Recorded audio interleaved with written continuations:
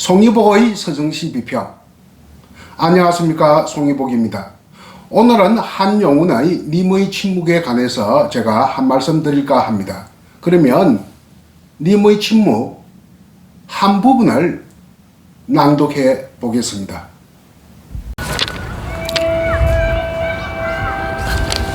님의 침묵 부분. 한용운. 사랑도 사람의 일이라 만날 때 미리 떠날 것을 염려하고 경계하지 아니한 것은 아니지만 이별은 뜻밖의 일이 되고 놀란 가슴은 새로운 슬픔에 터집니다. 그러나 이별은 쓸데없는 눈물의 원천을 만들고 마는 것은 스스로 사랑을 깨치는 것인 줄 아는 까닭에 걷잡을 수 없는 슬픔의 힘을 옮겨서 새 희망의 정수바기에 들어 부었습니다.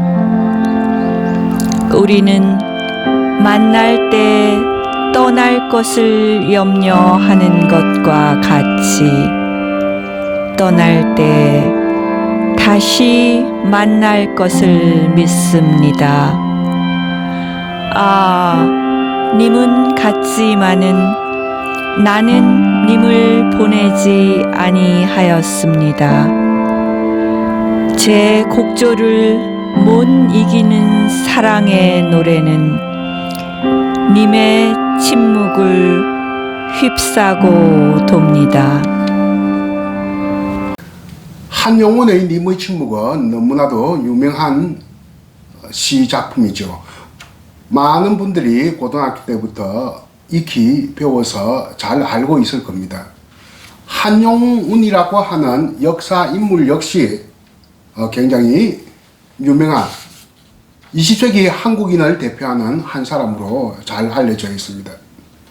오늘은 이 시가 좀 길기 때문에 반만 낭독했습니다. 이 시는 시팽시입니다. 10줄의 시로 이루어져 있는데요. 제1행에서 5행까지는 생략하고 후반부 제6행에서 제10행까지를 읽고 여기에 대해서만 제가 또 간략하게 말씀드릴까 합니다. 이 시에 대한 이야기는 한도 끝도 없습니다. 어쩌면 1시간 넘게 이야기해도 끝나지 않을 많은 숨은 뜻이 있기 때문에 오늘은 핵심되는 부분만 제가 가려서 여러분께 말씀드릴까 합니다. 그러면 제 6행부터 볼까요? 사랑도 사람의 일이라 만날 때 미리 떠날 것을 염려하고 경계하지 아니하는 것은 아니지만 이별은 뜻밖의 일이 되고 놀란 가슴은 새로운 슬픔에 터집니다. 제 6행은 사랑도 사람의 일이기 때문에 사람은 완전 무결한 존재가 아닙니다. 신이 아닙니다. 사람은 불완전한 존재요, 또 유한한 존재입니다. 사람의 일이라는 것은 항상 불완전하고 유한하기 때문에 언제든지 이거 충돌되지가 못합니다. 완전 무결하죠 못하죠. 사랑도 사람의 일이기 때문에 완전하지가 못하다는 이야기죠. 만남과 헤어짐도 항상 늘 있게 마련입니다. 불경의 법화경에 보면 회자정리라고 하는 말이 나오는데요. 만나면 헤어진다 그 말이죠. 가장 쉬운 말로 이야기하면 만나는 것은 헤어지는 것이 정한 이치다 그런 뜻인데 만나면 헤어진다 라고 하는 것이 좋을 것 같습니다. 만나면 헤어진다 하는 이 변할 수 없는 이치, 정해진 이치, 이것을 새삼스럽게 다시 한 번 더 강조하고 있습니다. 새삼스럽기 때문에 새로운 것입니다. 새삼스럽다, 새롭다, 서로 통하는 말이죠. 그래서 새로운 슬픔입니다. 다 알고는 있었지만 그렇게 되리란 거. 막상 일을 당하고 보니까 가슴은 뛰고 놀랍고 또 슬픔은 새로운 것으로 받아들여집니다. 새삼스럽게 받아들여지는 것이죠. 실행 볼까요? 실행은 그러나로 시작되기 때문에 이때까지 어떤 시상의 전개를 반전시키고 있습니다. 반전의 드라마를 보여주는 부분이다. 그러니까 굉장히 드라마틱합니다. 드라마틱한 어떤 논리 전개랄까, 드라마틱한 어떤 감정의 로망스의 상태에 도달한 것이 바로 제 7행이다. 읽어볼까요? 그러나 이별은 사실은 이별을 이해야 현대 문법에 맞습니다. 그러나 이별은 쓸데없는 눈물을 원천을 만들고 마는 것은 스스로 사랑을 깨치는 줄 아는 까닭에 걷잡을 수 없는 슬픔의 힘을 옮겨서 새 희망의 정수박이에 들어부었습니다. 우리가 항상 이별을 갖다 부인하고 부정해서는 안 된다는 것이죠. 이별 이후에 어떤 감정을 어떻게 추스리느냐 하는 것이 더 중요하다는 이야기겠죠. 그러니까 사람은 주변의 그 지인들이 많이 세월이 흐르다 보면 죽어갑니다. 부모님도 죽고 형제도 죽고 배우자도 죽게 되죠. 자, 이런 것을 우리가 경험을 하게 되는데 이럴 때마다 항상 슬픔의 감정이 생기게 되죠. 어떻게 우리가 극복을 해야 되느냐 하는 것이 그 진정한 인간으로서의 애도 반응이라고 할 수 있겠습니다. 제일 마지막 부분을 한번 봅시다. 제곡줄을 못 이기는 사랑의 노래는 님의 침묵을 휩싸고 돕니다. 이 시에 나오는 여러 가지 어휘나 어구 중에서 가장 중요한 것이 뭐냐? 보통 이것을 키워드라고 이야기하죠. 자, 키워드는 뭐 표제어, 주제어 이렇게 번역되고 있습니다. 이 시의 본문에 나오는 키워드를 골라라 하면 다들 무엇을 고르겠습니까? 님의 침묵을 고를 겁니다. 왜? 시의 표제니까 표제어가 아니겠느냐?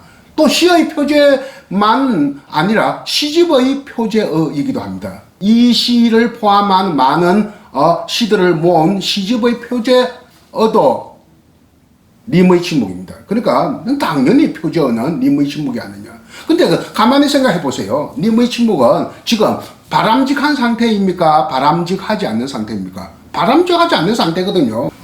바람직하지 않는 상태를 바람직한 상태로 극복하는 것이 바로 뭐냐 하면 사랑의 노래입니다.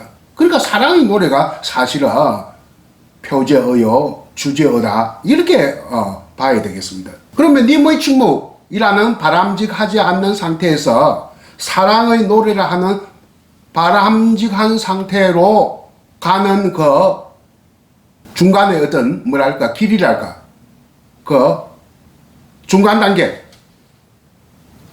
존재하는데 그것이 바로 슬픔의 힘이다. 새 희망의 정수박이에 들었었다 할 때 이 새 희망이 사랑의 노래와 서로 통합니다. 조금 아리스토텔레스적인 철학 한마디를 이야기할까요? 아리스토텔레스는 형상과 진로라는 말을 했습니다. 형상을 현실태라고 하죠. 현실태. 사실은 현상태라고 번역하는 게 더 좋을 것 같습니다. 상자는 이때 모습 상자, 드러나는 부분, 앞으로 드러나야 할 부분, 바람직한 부분, 그리스어로 에네르게이아, 영어로 굳이 이야기한다면 actuality, 뭐 이런 것이 되겠습니다. 새 희망이니 사랑의 노래니 하는 것은 바로 에네르게이아입니다. 현실태. 이 새로운 어떤 현실로 만들어지는 그 과정에 놓이는 것이 바로 가능태입니다. 진료라고도 합니다. 가능태. 디나미스라고 해요. 그리스어로. 영어로 하면 다이나믹스. 뭐 역학 관계, 원동력 이런 뜻이 되겠습니다. 이 슬픔의 힘이라고 하는 것은 역학이요, 역학 관계요, 원동력입니다. 가능태는 바람직하지 않는 상태에서 바람직한 상태로 나아가는 그 중간 상태이다. 이 가능태와 현실태, 진료와 형상이라는 것에 대해서 아리스토텔레스는 이렇게 비유하고 있습니다. 가능태는 하나의 씨앗이요, 땅에 묻혀 있는 것이요. 이 씨앗이 자라서 다음에 나무로 만들어진다고 할 때 이 나무가 형상이요, 현실태라고 합니다. 씨앗과 나무로 이렇게 비유되는 겁니다. 나는 님의 침묵이라고 하는 이 시편에서 가장 중요한 어구, 가장 주목해야 할 표현 어구가 무엇이냐? 사랑의 노래도 아니요, 님의 침묵도 아니요. 그 중간에 놓여있는 하나의 가능태로서 슬픔의 힘이다. 이 슬픔의 힘이 가장 중요한 말이다. 여기에 모든 것이 다 집중되어 있다. 나는 이렇게 보여집니다. 가장 주목하고 싶은 표현은 슬픔의 힘이다. 일반적인 의미로서의 슬픔은 뭡니까? 힘이 있는 겁니까? 힘이 없는 겁니까? 슬퍼하면 힘이 없죠. 무르게집니다, 사람이. 힘 없음을 뜻하는 게 슬픔인데, 여기에서는 이러한 상식을 뛰어넘어서 슬픔에 힘을 부여하고 있습니다. 이것이 바로 슬픔의 힘입니다. 만해 한용운은 시인이 이기 이전에 한 시대의 국사, 우리나라의 우국지사요, 또 종교계의 한 지도자였습니다.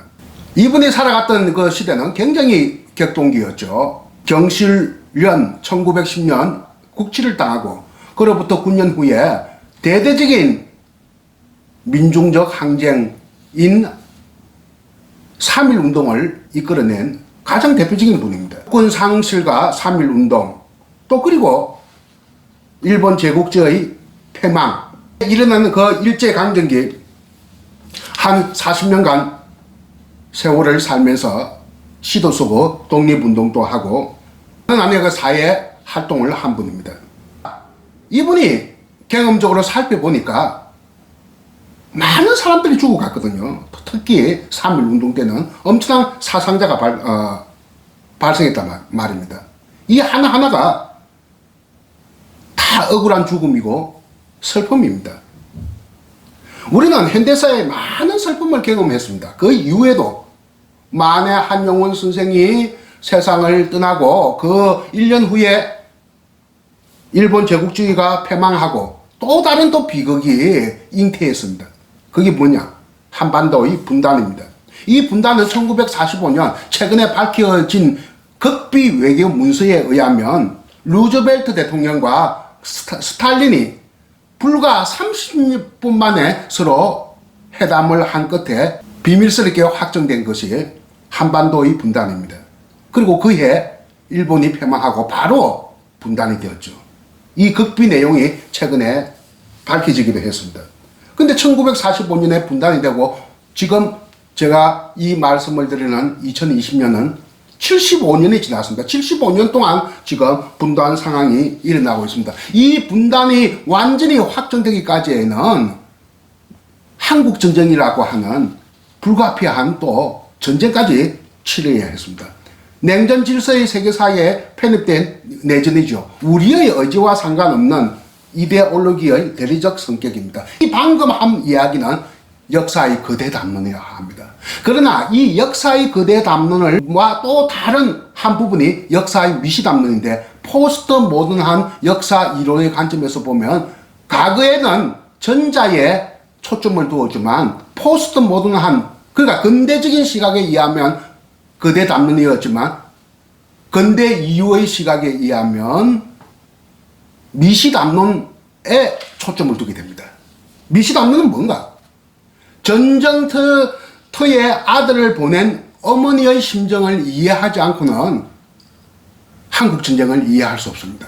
제 아버지도 일반 병사로 6.25를 참전했습니다. 제 할머니가 제 아버지 입대하고 제대할 때까지 하루도 울지 않은 날이 없다 하는 얘기를 제가 큰어머니에게서 들었던 이야기입니다. 전쟁터를 내보낸 어머니의 심정을 이해하지 않고는 그 전쟁의 의미를 정확하게 이야기할 수 없다. 이러한 어떤 역사를 바라보는 새로운 담론, 즉 미시 담론을 이해하지 않고는 그 비극의 혹은 슬픔의 전체상을 우리는 파악할 수가 없습니다. 우리는 많은 슬픔들이 있었죠. 3.1운동, 윤동주, 전태일, 수많은 민주화 열사들, 많은 이렇게 슬픔들을 우리는 경험했는데, 이 슬픔들이 모이고 모여서 또 이 슬픔들을 모으고 모아서 오늘날 대한민국의 번영을 이루했다 하는 것을 생각해 볼 때, 이 슬픔의 힘이야말로 바로 슬픔을 극복하는 진정한 다이나믹스다, 가능태이다, 이렇게 우리가 이야기할 수 있습니다. 영혼의 님의 침묵이라고 하는 시에서 이 슬픔의 힘이 오늘의 대한민국을 번영의 국가로 이렇게 발전시켰다 하는 것을 우리가 생각할 수가 있습니다. 제 8행으로 넘어가 볼까요? 우리가 만날 때 떠날 것을 염려하는 것과 같이 떠날 때 다시 만날 것을 믿습니다. 아까 6행하고 어떻습니까? 6행이 해자정리, 만나면 헤어진다 하는 그 자연의 이치를 이야기했습니다만, 여기에 이르러서는 거꾸로입니다. 이자정해, 헤어지면 다시 또 만난다. 만나면 헤어지고 또 헤어지면 다시 만난다. 이것이 자꾸 순환되고 반복된다는 겁니다. 자, 이자정해, 이것은 재해입니다. 다시 만남을 뜻합니다. 이 다시 만남에 대한 어떤 믿음과 희망, 이것을 보여준 것이 제 8행이다. 그 만남과 헤어짐, 존재와 무, 이성과 없음은 서로 분리되는 개념이 아니라 불가분의 관계에 놓여있는 개념이다 하는 것을 보여주는 것이 제 8행입니다. 떠날 때 또 다시 만날 것을 믿는다 하는 것은 끝나도 끝난 것이 아니다 하는 이야기입니다. 끝나도 끝난 게 아니다. 야구에서 혹시 잘 보여주는 말이거든요. 야구는 왜 사람들이 좋아하느냐? 변화무쌍하거든요. 7대0으로 지고 있는 팀이 8대7로 역전하는 것이 자주 일어나고 있습니다. 근데 축구에서 3대0을 지다가 4대3으로 이기는 경우는 거의 없거든요. 그런 경우도 있겠지만 아주 드뭅니다만, 이 야구는 아주 변화무쌍해요. 그러니까 사람들이 아주 좋아하게 되는 건데, 그래서 야구에서 많은 점수를 차로 지고 있어도 나도 끝난 게 아니다, 이런 이야기를 많이 합니다. 그래서 제 9행으로 이어지네요. 님은 같지만 나는 님을 보내지 아니하였습니다. 왜? 끝나도 끝난 게 아닙니까? 이것을 조금 어려운 말로 뭐라고 하느냐 하면, 불교에서는 진공묘유라고 합니다. 진공묘유가 뭐냐?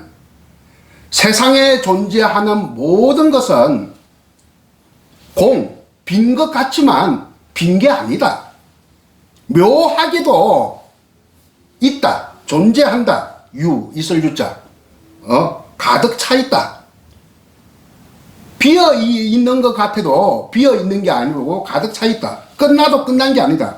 빈 것 같아도 가득 차 있다. 없는 것 같아도 없는 게 아니다. 이러한 미묘한 어떤 생각이 불교의 독특한 존재론입니다. 진공묘유는 불교 존재론의 상대성 원리다, 이렇게 이야기할 수 있겠습니다. 불교 존재론의 상대성 원리가 이렇게 바로 8행, 9행으로 이어집니다. 자, 9행 한번 보세요. 9행에 아라고 하는 게 있지 않습니까? 그런데 참 희한하네요. 신라 향가의 형식적 구조하고 똑같습니다. 신라 향가의 완성된 형식은 19체거든요. 그러니까 오늘날 안에 그 시행으로 이렇게 분석을 해보면 10행의 10줄의 시로 됩니다만, 그 9째 번 줄, 제9형 첫 음부에 감탄사가 반드시 들어갑니다. 하는. 이것도 향가, 19체 향가처럼 10행 시이고, 제9형 첫 음부에 라고 하는 감탄사, 이것을 낙구라고 해요. 이 낙구가 형성되어 있는데, 한용우는 이 시를 쓸 적에는 신라 향가라고 하는 존재를 몰랐습니다. 그 이후에 일본인 학자들이 향가를 연구해가지고 향가를 이렇게 학계에 소개되고 알려지게 된 것이죠. 그런데 묘하게도 이렇게 모르고 있는 신라 향가와 똑같이 이렇게 형식적으로 유사성을 가진다 하는 것은 뭔가 모르게 우리가 오래전부터 내려오는 또 신라 향가는 굉장히 또 불교적인 데가 많이 있거든요. 전래되어 내려오는 우리만의 어떤 시적 감각, 시적인 믿음 감각 이런 것이 존재하지 않았겠느냐. 조심스럽게 제가 이렇게 한마디 해봅니다. 마지막 행을 한번 볼까요? 제곡조를 못 이기는 사랑의 노래는 님의 침묵을 휩싸고 됩니다. 아까 제가 말씀드렸습니다만 사랑의 노래와 님의 침묵은 서로 물과 기름의 관계입니다. 서로 이렇게 내가 껄끄럽게 내가 그저 존재하는 것이죠. 그런데 이 물과 기름의 관계를 이렇게 융합 시키고 있는 거죠. 이렇게 서정시의 본질적인 구경의 세계는 합할 수 없는 것을 합시키는 것. 물과 기름을 이렇게 뒤섞이게 만드는 것. 우리가 물과 기름을 뒤섞이지 않습니다. 근데 물과 기름을 뒤섞이게 만든 새로운 물건을 발명해냈죠. 그게 바로 비누입니다. 19세기 비누. 그러니까 서정시의 힘은 비누와 같은 계면 활성력이다. 이렇게 보면 되겠습니다. 치약도 그래요. 치약도.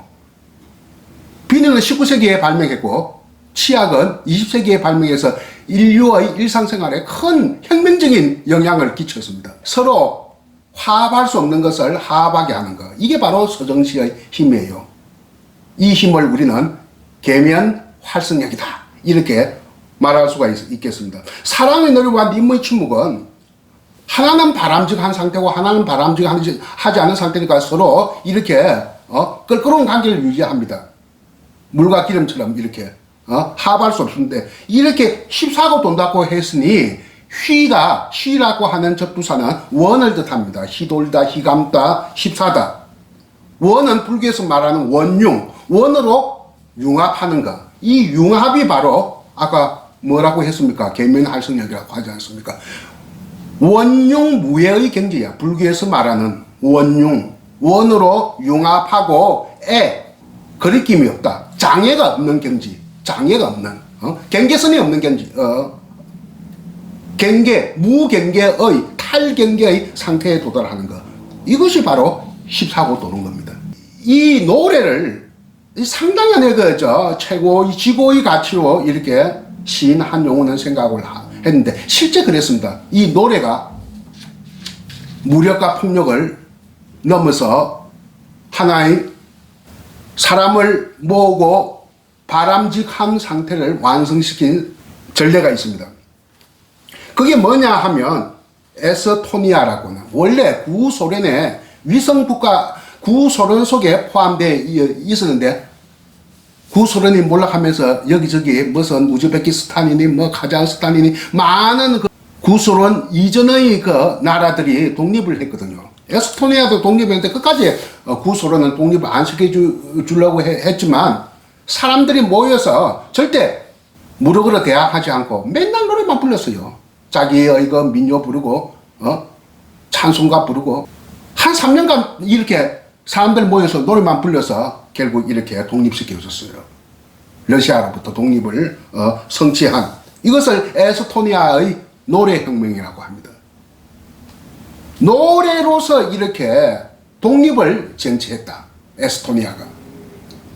나는 만해 한용운의 시편 님의 침묵의 사랑의 노래는 우리는 그렇게 노래로서 독립을 이루지 못했지만 어떤 전쟁이라고 하는 세계대전이라고 하는 전쟁의 대가로 인해서 주어진 독립을 성취했지만 한참 이후에는 에스토니아는 사랑의 노래로서 독립을 성취했다.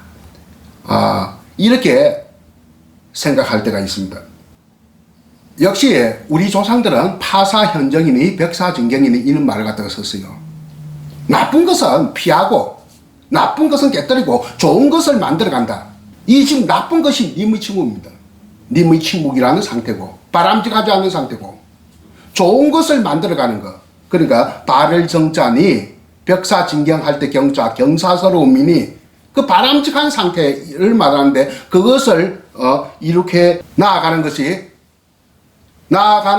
것의 그 상태가 사랑의 노래요. 그 과정이 바로 슬픔의 힘이다. 이렇게 보여지고 저는 이 시에서 가장 주목할 표현이 슬픔의 힘이다. 슬픔의 힘이 오늘날 우리를 10대 경제대국으로 번영을 이룩하게 만들었지 않느냐 하는 것을 생각하면서 거의 100년 전쯤에 나라의 우국지사인 지도자인 만해 한영웅 선생의 시를 통해서 충분히 확인할 수 있다 하는 것을 한 번 더 강조하면서 오늘 제 강의를 마칠까 합니다. 오늘 강의를 경청해 주셔서 대단히 감사합니다. 다음 뵙겠습니다. 안녕히 계십시오.